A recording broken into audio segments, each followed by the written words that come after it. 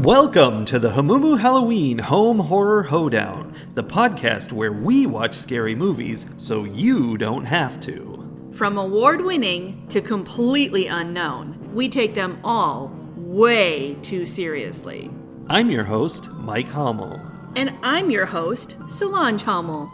Now, warning, we use a ghoulish number of spoilers, so watch the movies first. Second warning, we don't know anything about anything, so don't take us seriously as we take these movies seriously.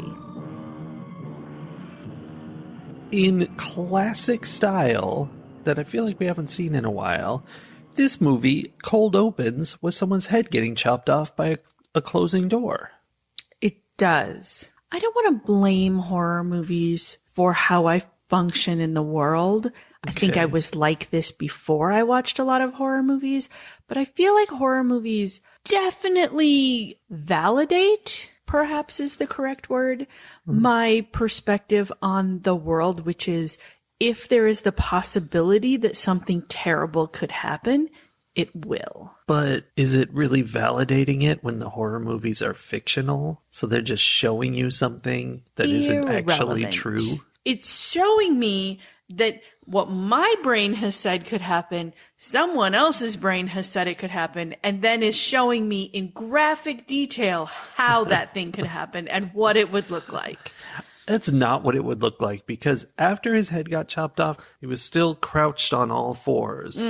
With his arms holding him up. The weight of his body with his arms.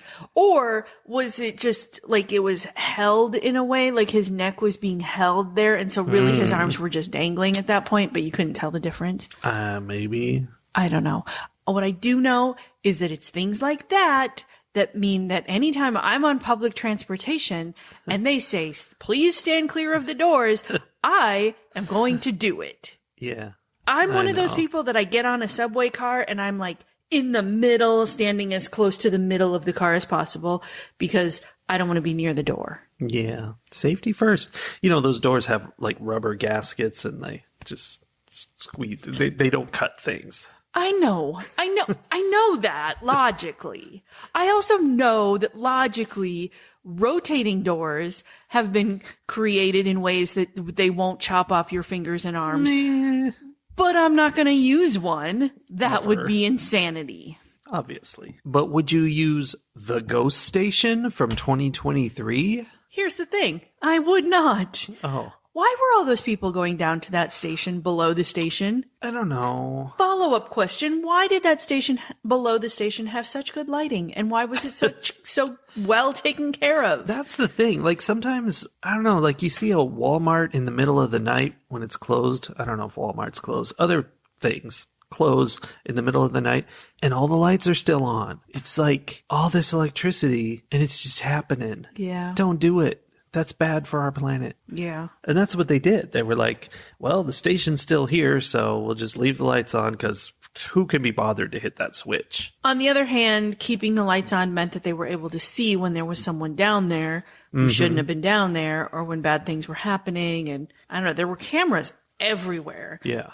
Current station, old station, cubby holes in the far reaches of the old station. There were cameras everywhere. There were cameras in cubby holes? Yes. That one guy went into that cubby hole and like the reporter lady followed him and was interviewing him. And then later we see the camera footage of her interviewing his hanging body. That wasn't a cubby hole. It was weird that there was a camera, but it was like a mechanical closet or something. It was a room behind a room behind a room behind a room. Well, yeah. On the second, lower floor of the subway station. I don't know why they had a camera there, except obviously people used to go in there and do things like hang themselves from pipes, apparently. Which is why you got to have the cameras. You need to be aware of this stuff. I guess. So, okay, the overall premise of the movie, The Ghost Station, is that this reporter, Na-young, is trying to make a name for herself. She's sort of essentially trying not to get fired because she does like fluff pieces and whatever. And then she did some social interview. Media. Yeah. And she did some interview Or she took a picture of somebody who then was mad because they didn't give permission, which they did, but they were maybe really drunk while it happened, so they don't remember. and she didn't get any documentation. So she's like on the verge of being fired by her nasty, mean girl boss. The devil wears Prada. Yes. And we know that she's a nasty, mean girl boss because we get close-ups of her high-heeled shoes a lot. Yeah. Anyway, she's about to get fired and she's trying to like find a story that will save her job. And she ends up... Her friend Wu Wan tells her, hey, I saw a guy get hit by a subway train last night. And she's like, well, that sounds fun. Let's go check that out. Yes. And there's like, the guy got hit, but I also saw a kid there, but then the kid wasn't there. But then this other guy also saw the kid. That other guy was the embalmer. So anyway, the reporter's chasing down this story of like this unraveling thread of who was there, what happened. And she keeps doing these interviews that then she's on the subway afterwards and she's watching it. Everybody's reading the stories that she's writing. Yes, so exciting. All of these articles that have this kind of ghost story element are making it big. Yeah, she's going viral. And they keep saying embalmer, but I'm pretty sure what they mean is coroner, because this movie is Korean, and so we were seeing in the subtitles it said embalmer, but I mean, he was there to check out the death. Right. I mean, it's possible that those two jobs are the same in Korea.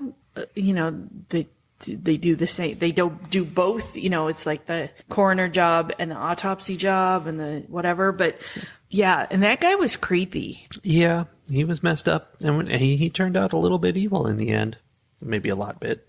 Well, he had a neck monster. Well, yeah, a lot of people had neck monsters.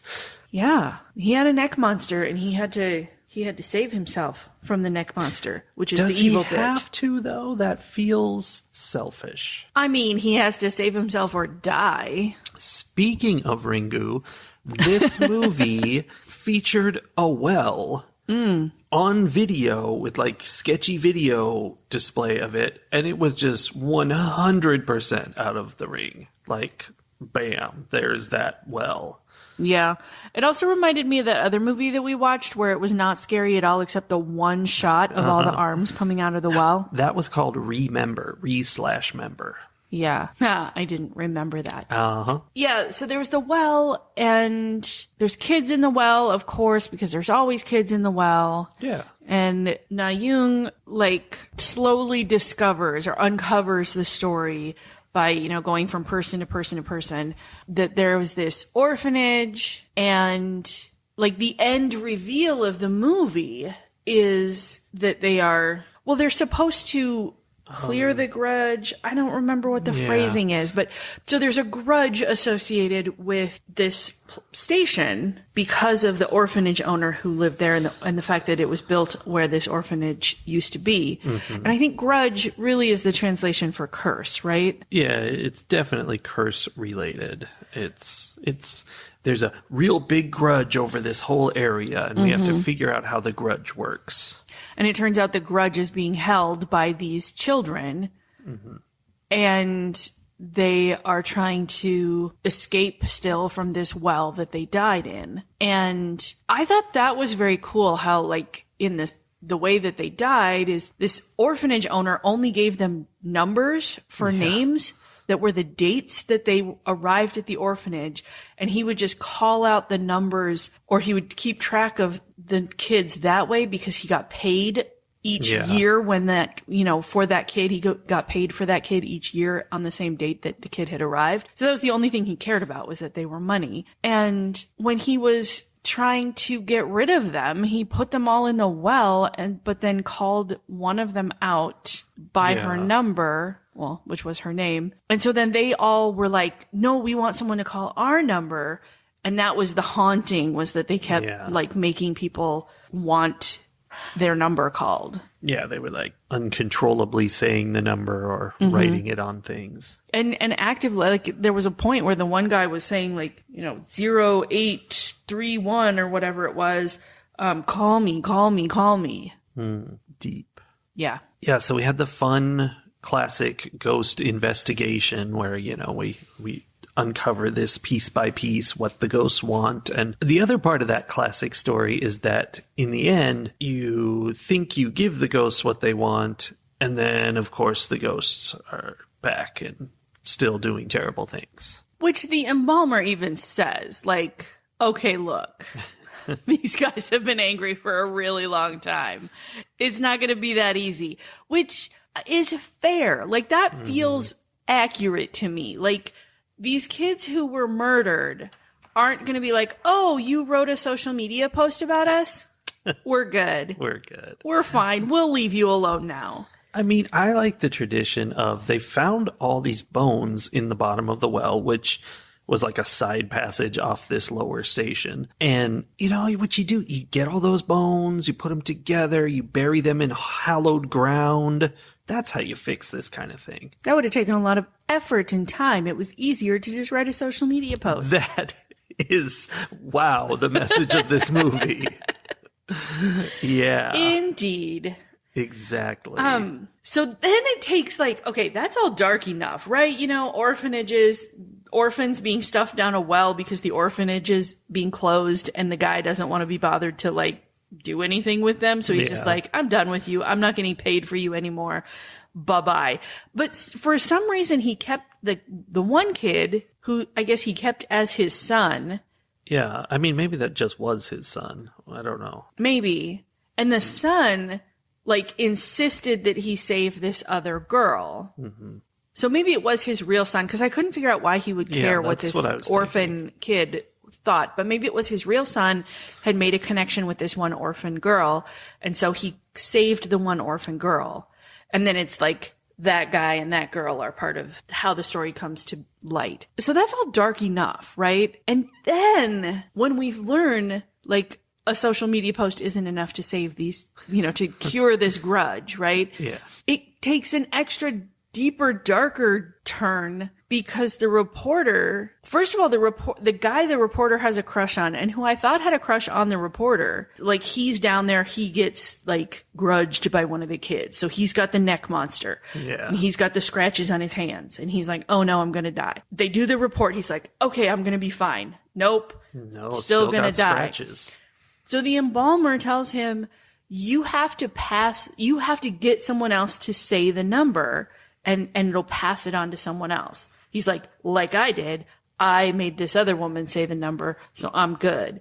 Because the embalmer, not a good guy. No. Well, it turns out the crush isn't a good guy either because he immediately goes to the reporter, which he kind of had to because it had to be someone who knew about the grudge. I think they just put that in, just like, let's dig it in a little bit. Right? I mean, it sort of lets him off the hook. He didn't have that many people to choose from. Well, he could have not done that. I mean, he could have not done that. You're right. But I would be like, hey, everybody, let me tell you a story. Blah, blah, blah. Explain exactly how this whole thing works. And then end it with, now repeat after me. Wait, also, hadn't they already released the social media post? Yes. So, like, everybody, all the people on the train who were reading it knew about the grudge, right? Yeah, but that couldn't have might just have been picked from anyone in Korea. I just think, you know, the story they put out was the natural part of it was, you know, hey, this kids were killed. Isn't that sad? Not they are now ghosts and there's a big problem. And the whole thing, I think the piece that they needed to know about was that the kids were stuck down the well and, you know, were murdered and all of that. So anyway, he immediately runs to the reporter girl. Doesn't run to her even. He goes and stands outside her apartment because he has to be close. Oh, is that? Yeah. The embalmer was like, you have to be close when it happens. So he's outside her apartment door. He calls her on the phone and pretends that he has a phone number for her to write down. Mm-hmm. And he gives her a phone number, and within the phone number are the 4 digits that he needs her to say. And then he's like, okay, bye. Yeah. As she sees the scratches show up on her hand and he sees them go from his, and he's like, whew, dodge that bullet. All good now. I mean, he felt bad about it, but it was terrible. Terrible. Yes, that was a terrible thing. And then she immediately goes, does the good thing. That's what we're supposed to think. I mean, it made me realize why they had been working so hard to make her boss so cartoonishly terrible. She was not an actual human being. Well, and she's not just terrible. she investigated this story in the first place. And a big part of this grudge is the fact that she buried the story at the behest of someone above her because it would have led to closing or to not opening this subway station. Okay, but it was...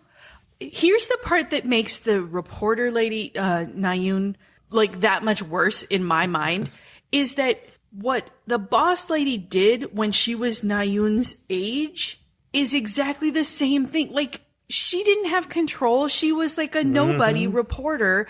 Her boss told her to bury the story, and she didn't have any... I mean, I guess the moral of the story was to be more like Nayun, who didn't bury the story and kept digging, even when she was told not to. But sure, I don't know. I feel like the boss lady is terrible now, but we're punishing her for a time when she wasn't in power and didn't actually make the decision. Yeah. Anyway, she knew about the whole story with the well and the orphans and everything. So Nayun goes in and is like, you have to say this number, and tells the boss that as long as she reads the number, a 4-digit number out loud, that she will resign, which is what the boss wants. Mm-hmm. And the boss is like, all right, whatever. This clever, evil boss lady didn't have even an inkling in her mind of like, this is weird and there's something up here. I mean, I might think it's weird and something's up, but I'd also be like, okay, let me examine this situation. There's no way reading this number can hurt me. So, okay. Except that she knew about the curse. I guess she didn't really, because she didn't know that reading the number was a problem. If she didn't know about it, then it wouldn't have worked. But apparently she knew the story of the kids, which is what he said you needed to know. Yeah. I don't know. Did she know that, like, what was the part that was necessary? Was it just that it happened, or that there were ghosts? I don't know. Or that, like, apparently it had to have been not the ghost. Because if you know that there are actual real ghosts, and someone comes in and is like, read this number to me and I'll resign, you have questions. You have suspicions. Well, I'd have a lot of questions. I actually think I would not read the number. It would be, I can't figure out why this is a problem, but the fact that she wants me to do it, that's very concerning. I'd be like, no, there's something here. I don't know what it is, but it's not going to, this is good for you and not for me. Yeah. And I don't think I'm going to be doing this. I guess the boss lady thought making the reporter resign was that important. Yeah. I would have been like, here's my resignation letter. And, you know, she'd open it up and read it. And like right in the middle of it, it'd be like 0831. And she's like reading. She's like, what is this in the middle? And you'd be like, what? This number here. What number? That would have been clever. Keep pushing it until she actually says it. Because that would have been a reason, like, it would have been less suspicious, I guess. I don't know.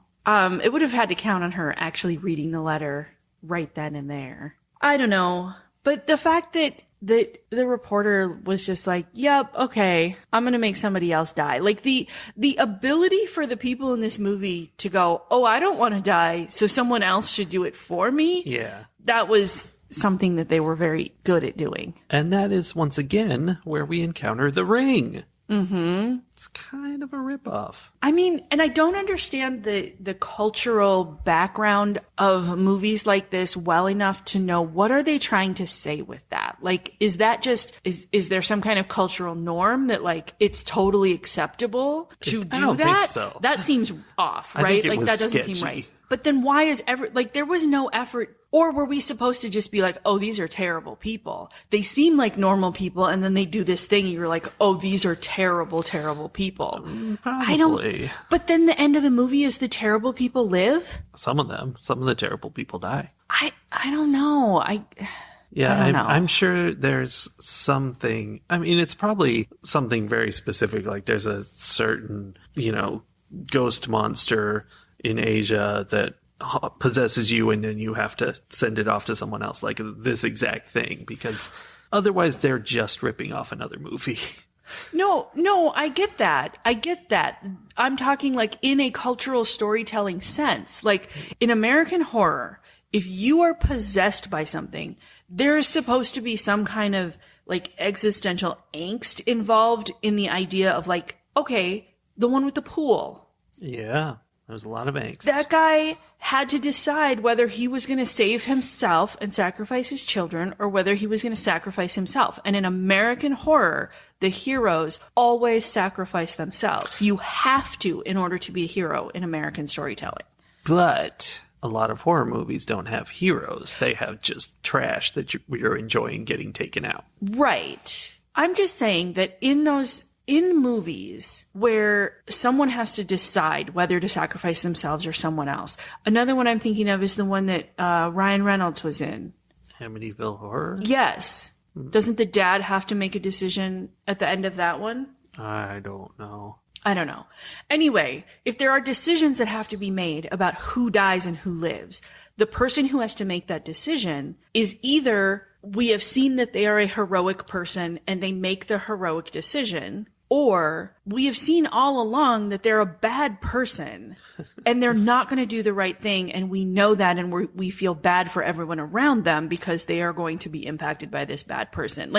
And in this movie, and in a lot of Asian horror movies, the person who decides at the end in a very, what seems to me in a very, flippant, oh, well, I don't want this curse, I'm just going to give it to someone else kind of way, has not necessarily been a bad person all throughout. Or am I just missing the clues? Were there things about her that I was supposed to pick up on that made her a non-heroic person? And I think we've had this conversation before, but is it possible that some of those things that we were supposed to pick up on are things that have the exact opposite connotation in American culture? Like the fact that she was told to drop the story and she didn't. She was given a direct order and she was like, absolutely not. I'm going to keep doing this thing. In an American story, that would be a heroic behavior. That's one of the things that shows us she's a good person. Whereas is that because she's refusing to listen, do what an authority figure says? I don't know. But I find it interesting. I don't think it's any different just because of how they portrayed the boss as a cartoon villain. Yeah. I mean, I think that's kind of what we're doing in this movie is, we take out the big villain at the end, and that's fun. Right, that it was play hot potato with the grudge until it gets to someone who is a bad enough person where it's it's fine, we can let that person die. We'll go with that one. Because I do think this was supposed to be a positive ending. I think this was one of the horror movies that ends with success. Because then we got to see the reporter walk away and we got a close-up of her high-heeled shoes. Yeah, that's But right. does that mean that now she's the cartoonishly bad boss lady person? Well, she's bad, but not bad. She's good bad. I get. Oh, it's so complicated. I want to tell you something about the boss. Okay. In that scene where she goes in to see the boss, we have a classic moment where the boss is sitting facing the other way and spins her chair around slowly. Her desk is 2 feet away from a wall with nothing on it. So before Na Young came into her office, the boss was staring at the wall. Just a blank wall that was right in front of her face. Yeah. She was just nose to nose with a blank wall. That amused me. Yeah. I thought that scene was funny because I 100% wanted her to have a cat on her lap. Yeah. It was to the extreme of it wasn't just one of those scenes. It was a parody of one of those scenes like Austin Powers was. It was. Yeah. So it wasn't just a cat. I wanted it to be a naked cat. And that's kind of how she was very Austin Powers villain. Yeah. Oh, I just saw in my notes. It wasn't just that the guy didn't want to have anything to do with these kids once he wasn't getting paid for them. It was that not only was he treating them like objects, calling them by numbers instead of names, and only caring about them because they were a source of income.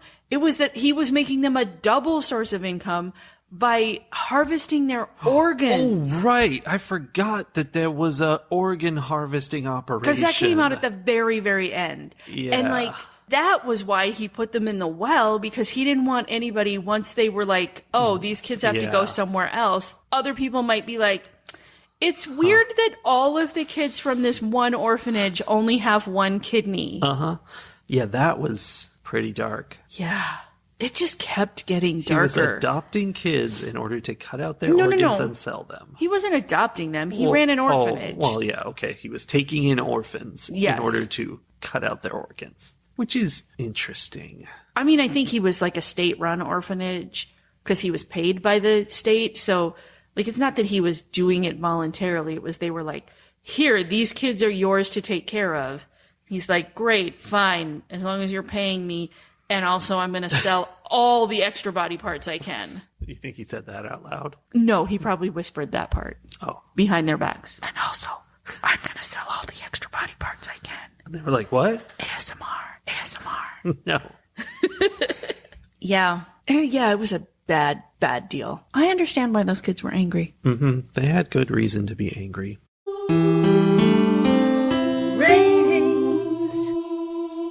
Having spoken with you about this film Yes. raises my sentiments towards it, as previously I was like, yeah, it was just, I mean, it raised in my mind this question of when a movie is foreign, how do you know it's bad? Because I got the impression this might have been like the equivalent of Haunted Hospital, but in Korean. Mm-hmm. But now we've discussed, and there's fun, interesting details to the story here that make me feel less like that. I mean, it's not a found footage movie, so like cinematography and all that was fine. It was not like super low budget or anything. Although the ghost children who were just in bloodface, that was pretty lame. That was a little questionable.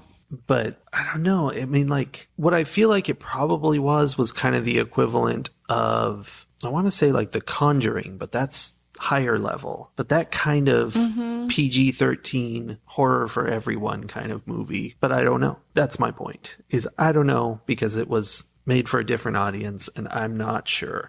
But the vibe I got was that it is a pretty fun ghost story with all these, interesting details. And my favorite thing of going through and figuring out what the ghosts want and then giving it to them. And then, of course, that doesn't work. So that's cool. But it was sort of just dumb all along, like in terms of, the ghosts getting people and stuff was pretty silly. I'm going to award this film 2.5 mid-shift naps.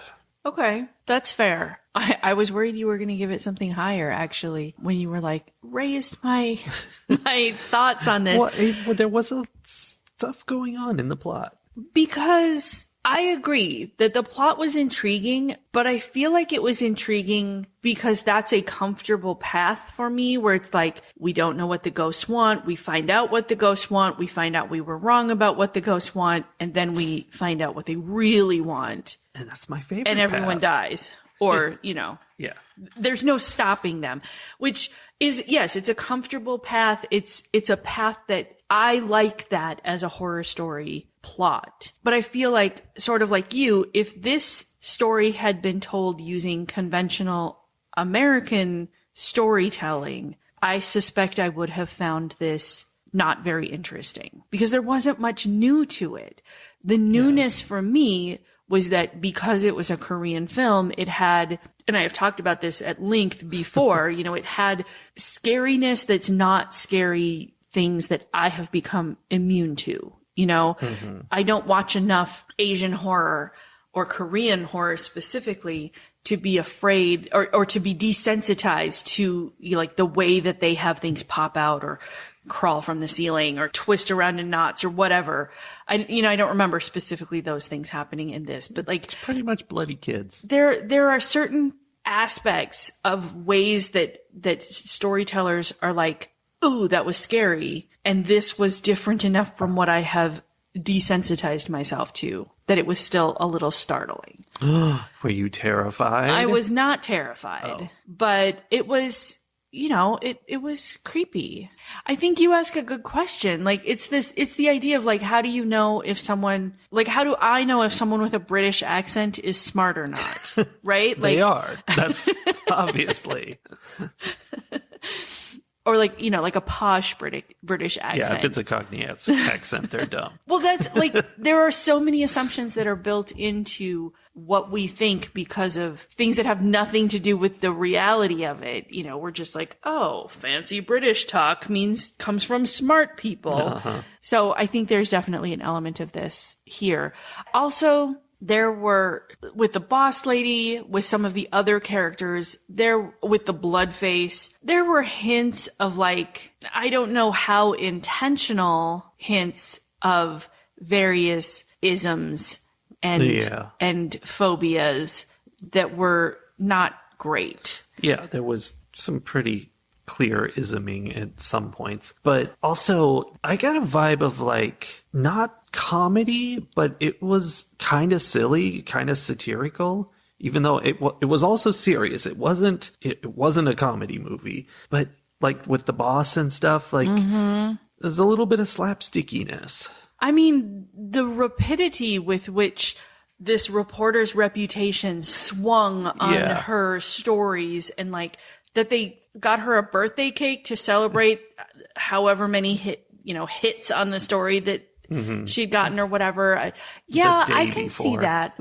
But again, I think that maybe is a little buried because it wasn't as slapsticky as it would have been in like Western storytelling. Yeah. But I suspect in a more Eastern storytelling style, this was probably pretty heavy-handed slapstick, actually, when I think about it. I don't know. Anyway, I'm going to give this movie 3 mid-shift naps. It had its problems, but I enjoyed watching it. I enjoyed the story unfolding. I enjoyed the questions of like, why do these ghosts, why are they doing what they're doing? And then the revelations of these salacious things. I mean, if you like that kind of movie, this was a good example of that. This is not like Train to Busan or Under the Shadow or anything like that. Like, this is not an award-winning, necessarily, we're going to remember this movie forever kind of movie, but it was good fun. I feel the same way, but I definitely noticed that kind of jankiness, so that brings it down. Well, next week we'll have to watch something posh with a British accent so that we're watching something classy. Ooh, that's so colonial. Ugh, that's gross. That's gross. Sorry. Ugh.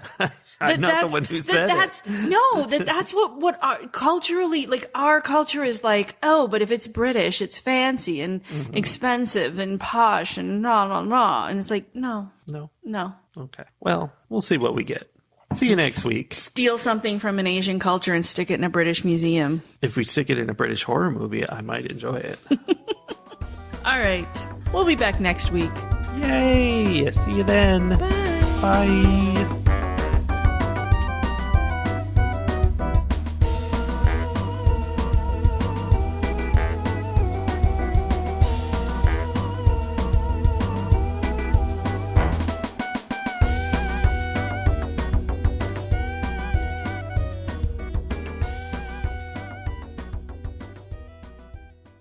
But as soon as you look close at it, everything falls apart because it has 16 fingers. 16 fingers. Oh, that's a classic. That's a classic Molly Ringwald horror film. It is, yeah. Actually, I wish somebody would make that. 16 fingers.